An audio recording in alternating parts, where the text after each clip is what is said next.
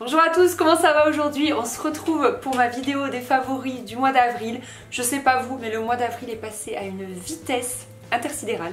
J'espère que mai sera un peu plus calme et que je pourrai un petit peu me poser et voir un peu mieux le temps passer parce que là franchement c'est passé comme ça. Alors faisons un petit point au niveau de ma routine du matin.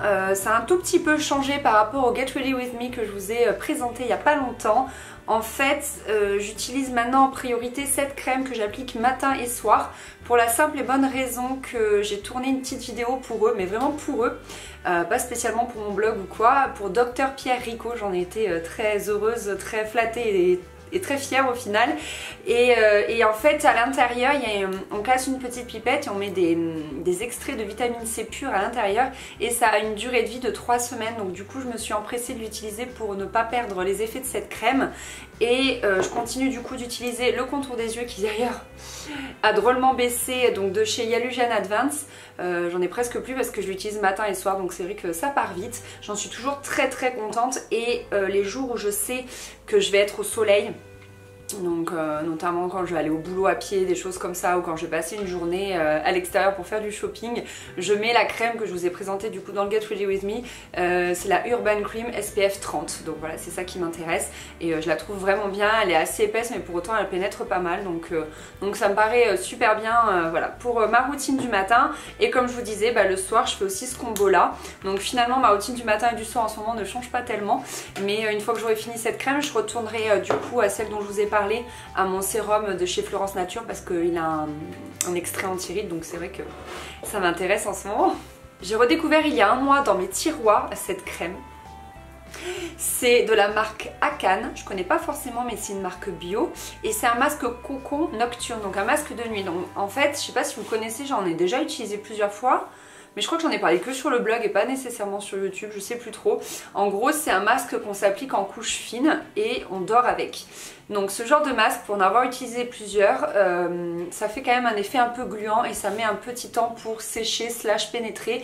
Donc c'est un peu le côté négatif, mais c'est vrai que le lendemain, vous n'avez plus qu'à le rincer et là, mais vous avez une peau de bébé, c'est impressionnant franchement. Mais j'avais oublié que j'avais ça dans mes placards et du coup je suis trop contente de l'avoir retrouvée et elle est vraiment bien, franchement j'en suis super contente, je vous la recommande. Je sais pas trop où elle peut se trouver, j'imagine sur les e-shops bio ou des choses comme ça, mais je l'aime trop, franchement belle découverte.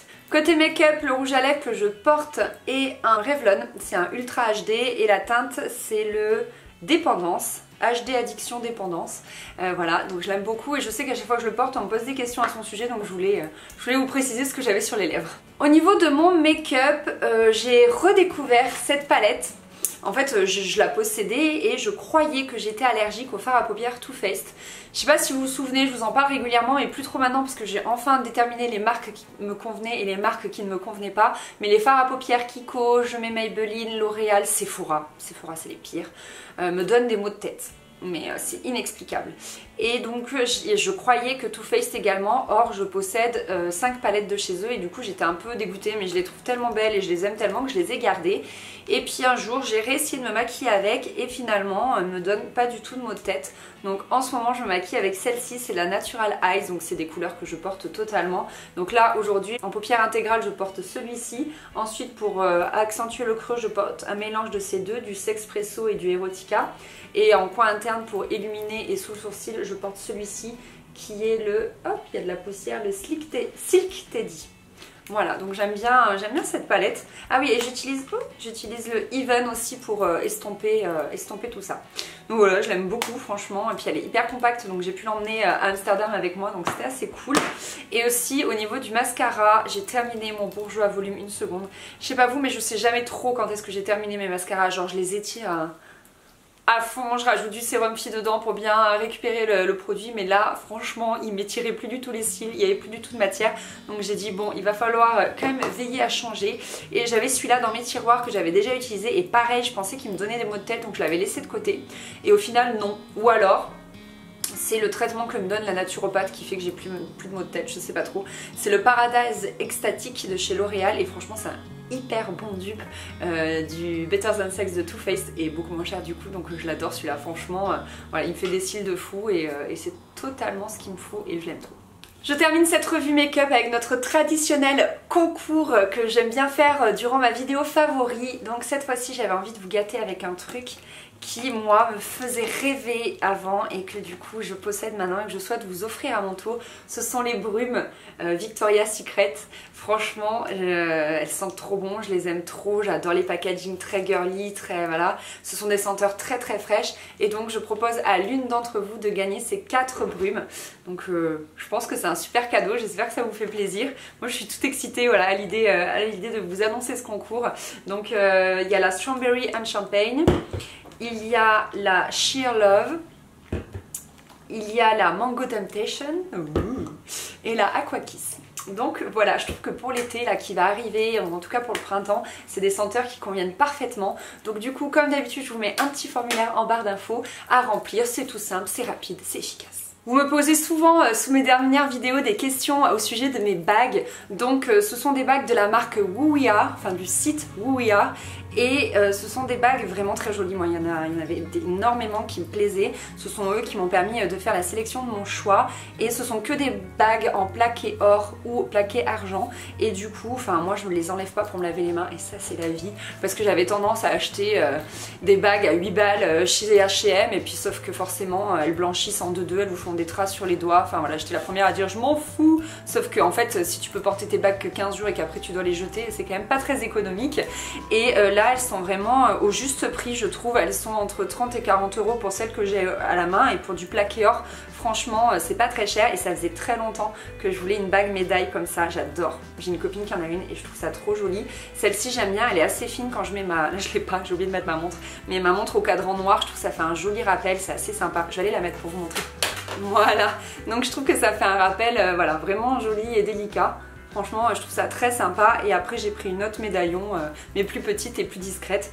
Et donc voilà, je voulais vous en parler parce que vous me posez souvent des questions. Donc je vous mets les liens des 3 bagues que je porte en barre d'infos.